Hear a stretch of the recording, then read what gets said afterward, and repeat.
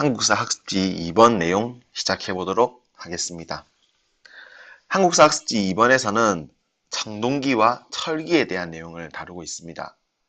기존의 인간들이 돌을 사용하던 석기시대, 다시 구석기와 신석기 시대로 나누었죠. 구석기와 신석기 시대를 지나서 새로운 도구 청동과 철기를 사용하는 시대를 청동기 시대, 철기 시대라고 합니다. 이 두 시대에 대해서 지금부터 알아보도록 하겠습니다. 우선 첫 번째, 청동기 시대입니다. 청동은 구리와 주석을 합쳐서 만든 금속인데요. 이 청동을 사용했던 청동기 시대는 기원전 2000년부터 기원전 1500년경에 시작되었다고 알려져 있습니다. 이 청동기 시대에 사람들의 식생활에서 매우 큰 변화가 일어나게 됩니다. 기존의 신석기 시대 때부터 시작한 농경과 목축에 더해서 새로운 식량 생산 방법이 시작되었는데요. 그것은 바로 벼농사입니다. 벼라는 작물이 다른 곡식에 비해서 가지고 있는 가장 큰 장점은 단위 면적당 생산량이 많다는 것입니다. 즉 상대적으로 좁은 땅에서도 훨씬 많은 양의 식량을 만들어낼 수 있다는 것이죠.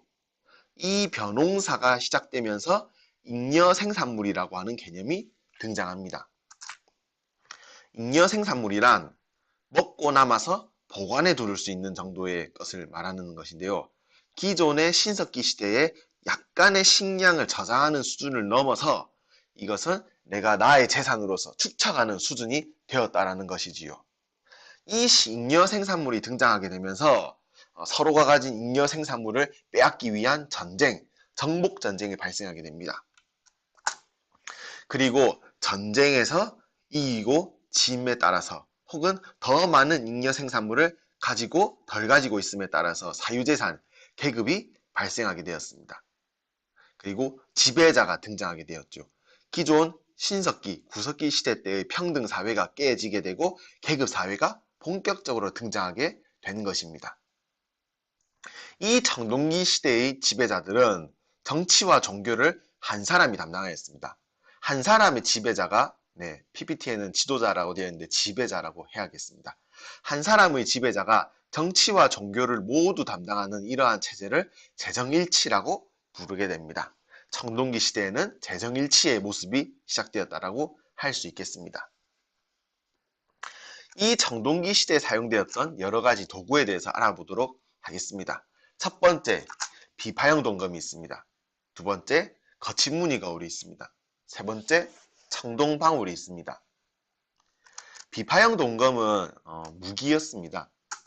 모양을 살펴보면 다음과 같습니다.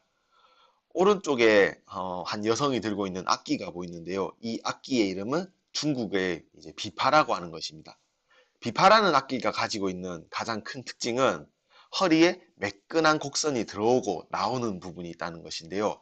이 비파라는 악기의 모양이 이 동검과 닮았다라고 하여서 비파 모양의 동검, 비파형 동검이라고 이름 붙어지게 되었습니다. 청동기 시대에 사용한 도구 두 번째, 거친 무늬 거울입니다. 현재 사진 하나 보여주고 있는데요. 이 거친 무늬 거울 뒷면입니다. 뒷면에 까끌까끌한 문양이 있는 부분인데요. 이 무늬가 나중에 등장할 잔무늬 거울에 비해서 상대적으로 거칠다라고 하여서 거친 무늬 거울이라는 이름이 붙었습니다. 그리고 청동방울도 이 시대에 등장하였습니다. 청동기 시대에 사용된 이 세 가지 도구, 청동방울, 청동거울, 청동검은 지배자의 상징물로 사용되었습니다. 다음과 같이 말이죠.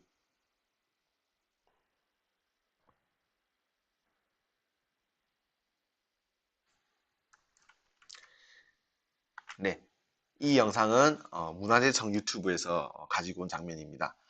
청동기 시대의 지배자들은 청동방울, 청동거울, 그리고 비파형 동검을 들고 자신의 권위를 한껏 뽐냈습니다.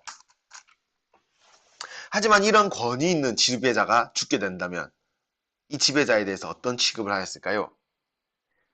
청동기 시대에 남아있는 대표적인 유물이 바로 고인돌이라고 합니다. 이 고인돌은 자신들을 지배했던 지배자가 죽었을 때 만들었던 무덤인데요. 그 모양은 다음과 같습니다. 이 고인돌은 지금 화면에서 보는 장면과 같은 과정을 통해서 만들게 됩니다. KBS 한국 사기라고 하는 다큐멘터리의 한 장면입니다. 이렇게 큰 돌을 이용해서 고인돌을 만드는 과정에서 수많은 인력이 필요하였습니다. 그래서 오늘날 학자들이 추정하기로 고인돌은 엄청난 권위를 가진 지배자들의 무덤이라고 생각하고 있는 것이기도 하지요. 청동기 시대에도 여전히 토기가 사용되었습니다. 기존의 신석기 시대에 사용되었던 토기는 어떤 것이 있었나요? 그렇죠. 바로 빗살무늬 토기가 사용되었습니다. 이 빗살무늬 토기와는 다른 새로운 종류의 토기가 청동기 시대 때 사용되었는데 바로 민무늬 토기와 미송리식 토기입니다. 민무늬 토기는 겉면에 무늬가 없는 토기를 말하는 것이며 미송리식 토기는 미송리라는 지역에서 최초로 발견된 토기인데요. 가장 큰 특징은 주둥이가 온폭 들어가 있으며 허리에 손잡이가 달려 있다는 것입니다. 자, 그렇다면 이 청동기 시대에 이제 앞에서 사용하던 석기는 더 이상 쓰이지 않았을까요? 그렇지 않습니다. 청동기 시대에도 여전히 간석기가 사용되었습니다.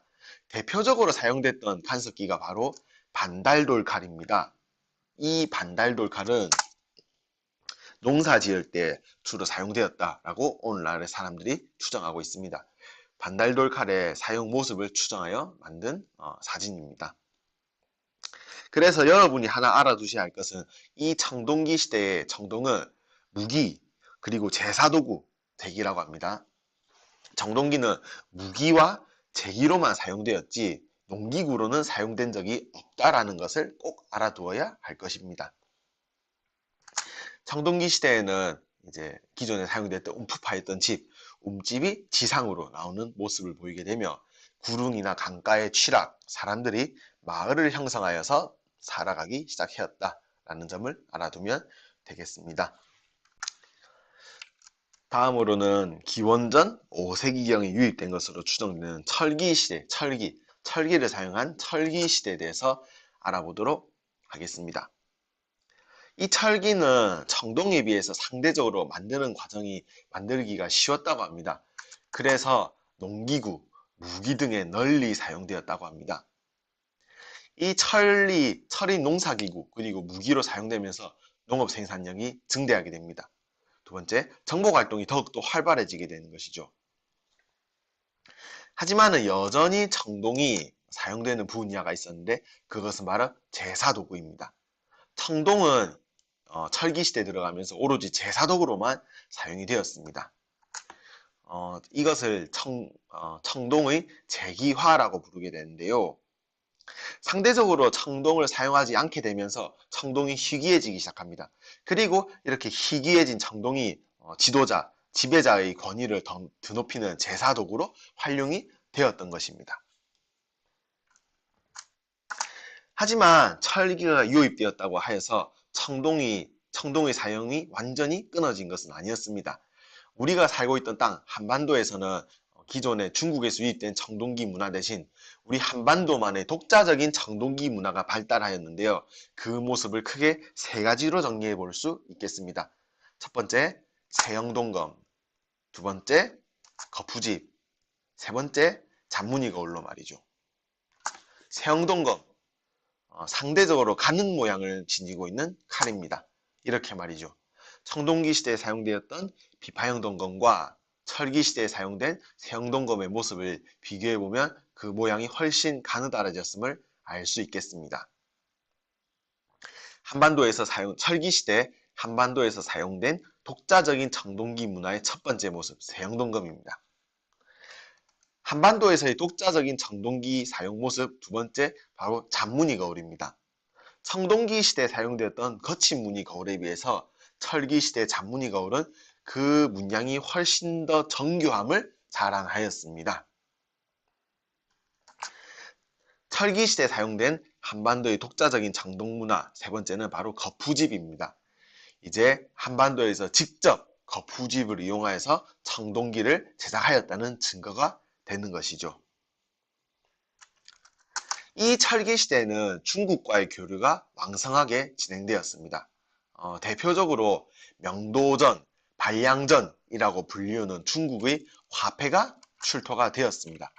명도전, 반량전은 이러한 모습을 지니고 있습니다.